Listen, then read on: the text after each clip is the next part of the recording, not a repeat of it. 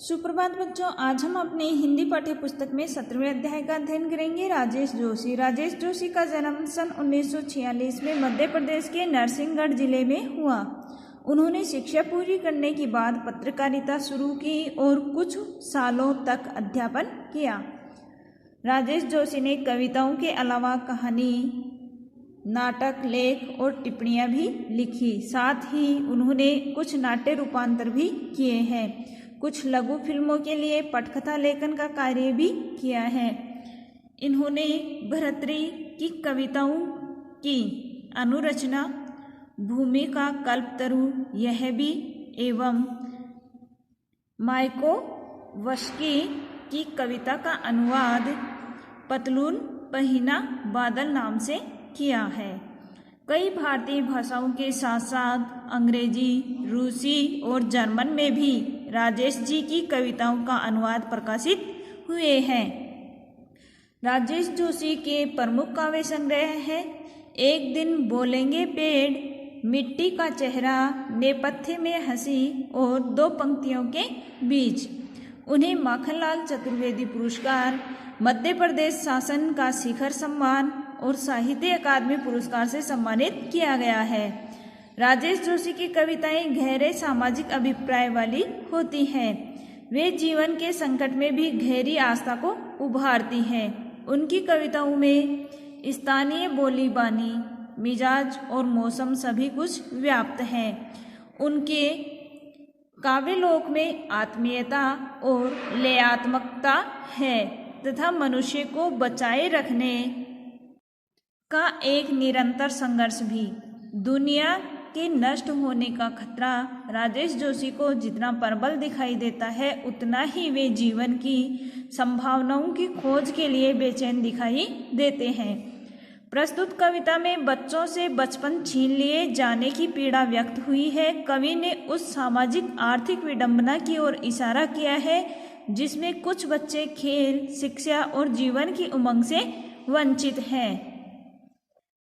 कविता, बच्चे काम पर जा रहे हैं। कोहरे से ढकी सड़क पर बच्चे काम पर जा रहे हैं। सुबह सुबह बच्चे काम पर जा रहे हैं। यहाँ पर कवि कहता है कि सर्दियों में अत्यधिक ठंड है और कोहरा गिर रहा है, फिर भी जो छोटे बच्चे हैं वो काम पर जा रहे हैं। सुबह सुबह प्रातःकाल ही बच्चे काम पर जा रहे हैं। इतनी ठंड में ही बच्चे काम पर जा रहे हैं।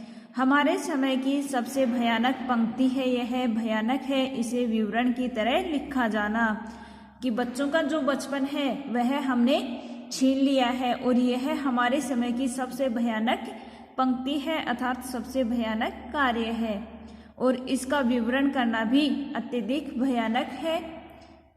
लिखा जाना चाहिए इसे सवाल की तरह, काम पर क्यों जा रहे हैं बच्चे। कवि यहाँ पर कहता है कि इस समस्या को एक सवाल की तरह लिखा जाना चाहिए अर्थात समाज से बचपन की जो दुखद दशा का प्रश्न किया जाना चाहिए कि बच्चे काम पर क्यों जा रहे हैं। बच्चों की इस दुखद दशा का प्रश्न समाज से पूछना चाहिए। क्या अंतरिक्ष में गिर गई है सारी गेंदें, क्या दीपकों ने खा लिया है सारी रंग बिरंगी किताबों को। यहाँ पर कवि कह रहे हैं कि जो बच्चों के खेलने की जो गेंद है वो क्या अंतरिक्ष में गिर गई है, अर्थात कि जो छोटे छोटे बच्चे हैं जो गेंदों से खेलने के लिए हैं लेकिन वो काम पर जा रहे हैं, मेहनत मजदूरी करने जा रहे हैं, धन कमाने को विवश हो रहे हैं, तो क्या सारी गेंदें नष्ट हो गई हैं? क्या दीमकों ने खा लिया है?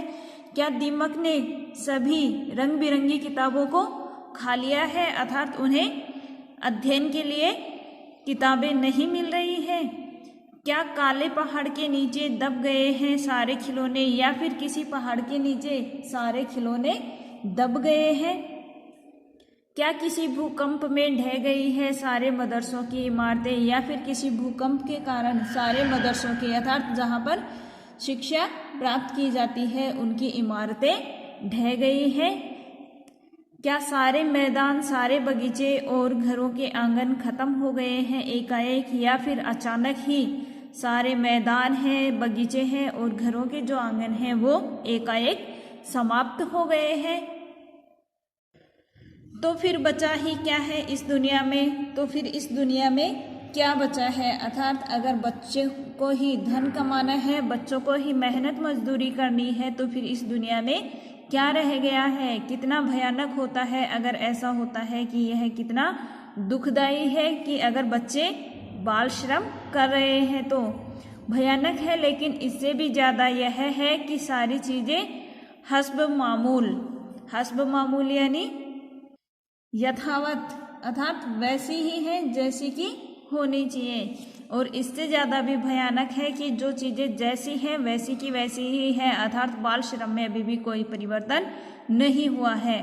पर दुनिया की हजारों सड़कों से गुजरते हुए बच्चे, बहुत छोटे छोटे बच्चे काम पर जा रहे हैं। लेकिन दुनिया की जो सड़कों पर हजारों बच्चे जो छोटे छोटे हैं, जिनके खेलने की उम्र है, वो बच्चे अब काम पर जा रहे हैं, धन कमाने के लिए जा रहे हैं। तो कवि कहता है कि सचमुच इन बच्चों की सभी जो सुख सुविधाएं हैं वो समाप्त हो गई है और यह बच्चों के लिए बहुत ही भयंकर मुसीबत होती है। सारी दुनिया बदरंग हो गई है।